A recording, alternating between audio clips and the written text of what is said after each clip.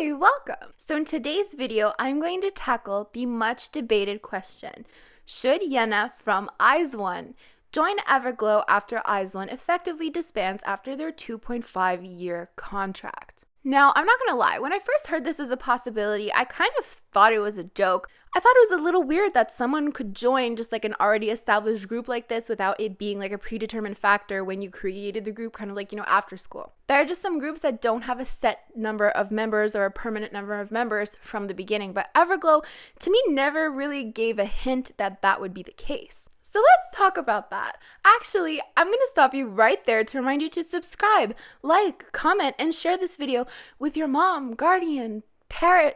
And I know my channel is going to die eventually. YouTube already has declined to give me a play button because apparently they don't give editorial advice. So like, who the f knows why? So if you're not familiar with the situation, let's recap it briefly.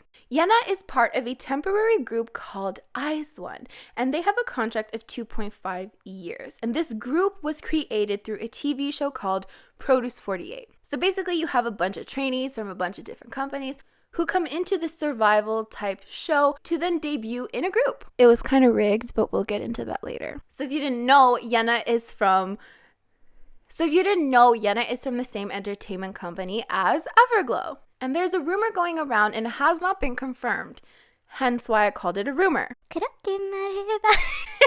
That was dumb, I'm sorry.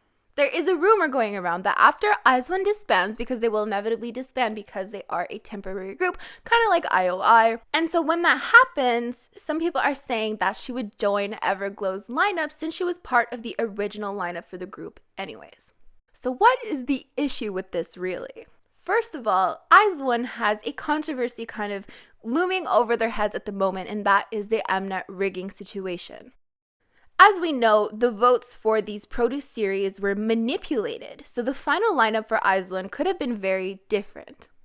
If you think about it, there could have been certain members that were voted to be in the group and then lost their chance because those votes were manipulated. Now, this isn't something that really bothers me because I've said in videos before, I don't trust reality TV and I'm very, very critical of it. I recognize that it's very rare that things are always so perfectly planned or that things aren't put in a way to get a certain result that, producers would desire. But regardless, from what I understand, some people actually did pay some money to do some voting. And even if they didn't pay money to vote, I understand the sentiment, and I definitely feel that people do have a right to feel upset about this, to feel cheated in a way, because they were. And so consequently, I know there are some people who have this sentiment towards Izone that is not the most favorable. And it's nothing against the girls themselves, but I feel like a lot of people just have this sentiment that, what would the group be like had this not happened? Would this member be in it? Would this member be in it? Like, there's so many possibilities and people do feel cheated, which in and of itself, it is quite weird if you think about it. I mean, Everglow are already going on a world tour. Everglow already have, quite a few music videos. It just doesn't really make sense. There's not really, a predetermined system to add or take away members within Everglow. So it just feels a little bit out of place as well. Which brings us to the next issue, which is a sense of instability. And this sense of instability is something that companies give their audience sometimes when they play with member numbers. And there are plenty of groups in K-pop that don't have a set number of members or have members that come and go. And this isn't really the norm for a reason, in my opinion, because it gives you a sense of no control. I mean, if you love a member and they're your bias and then suddenly they leave, that's a hard pill to swallow. And likewise, if you're very content with the group and then some random person comes in, you might feel a certain way about that. And my favorite example, well, maybe it's not my favorite example because I'm not really happy about this, but it's an example that I bring up a lot. But after school.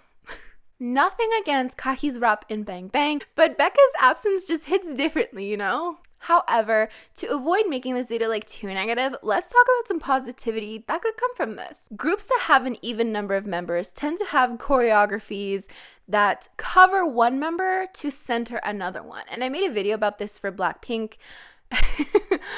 Admittedly, it was a little bit sensationalized, but this is genuinely a pet peeve of mine when groups just... This seems to be very much a third gen thing because Sistar, I don't remember them ever doing this. And 21, I don't remember them ever doing this either, despite them being 4-member girl groups, despite them having an even number of members. And yet, if we look at groups like G Idol or G Friend, or I was gonna say 21, Blackpink, and even Everglow, we see that they tend to cover each other.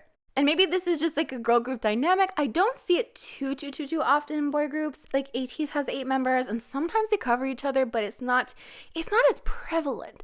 I should look into this like more officially, like more scientifically. Would you be interested in that? But anyways, if she does join Everglow, she would indeed make their numbers 7, which would help the choreography in some aspects. Okay, so the last advantage we're going to talk about is actually something I touched on in my video about Everglow and Mia's favoritism, which you should definitely check out after you're done watching this video because watch time. But if anyone was curious, my watch time has actually gone up, so thank you for putting me back in the green. So essentially, there's this theory going around that the line distribution for Everglow's songs are so bad because the company plans on giving half of Mia's lines to Yena when she joins the group, if she were to actually join the group. So I originally didn't agree with this under the premise that the line distribution was bad to begin with because she would inevitably be joining the group.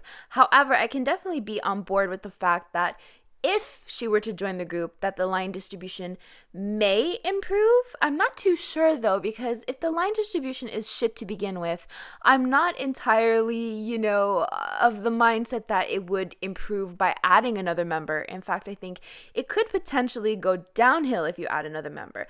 But anyways, that's something that a lot of people are saying may improve if she were to join. So I added that point as well. So the last point that I have, I literally wrote, she won't be jobless. I don't know how to elaborate on that. I mean, in this economy, I think that's really important. Okay, so lastly, I asked you guys on my community tab if you thought that Yena should join the group or if you thought that she shouldn't. So I'm going to read some of your comments. Well, I believe it was the plan even before Produce 48. Think about this. Winning that show would be extremely hard. The realistic goal of the company should be for publicity of their trainees, and they got that. They even had one trainee debut.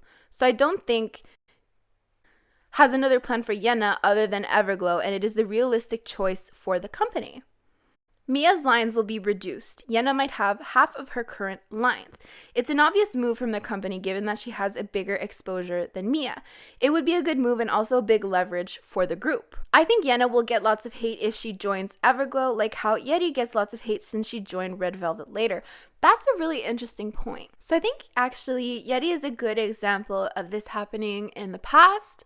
I feel like her addition to Red Velvet was quite random. Like I tried looking into it and I couldn't really find any concrete reasons why she was added. It's just a good point to show that even if it does seem weird at first, you wouldn't picture Red Velvet any other way now, right? So I feel like probably in the future, if she did join, after a while, people would be like, oh, I couldn't ever picture Everglow without her. Anyways, that's basically all I had to say. Thank you so much for making it to the end of this video. While you're here, why don't you subscribe, like, comment, share this with friends you don't have.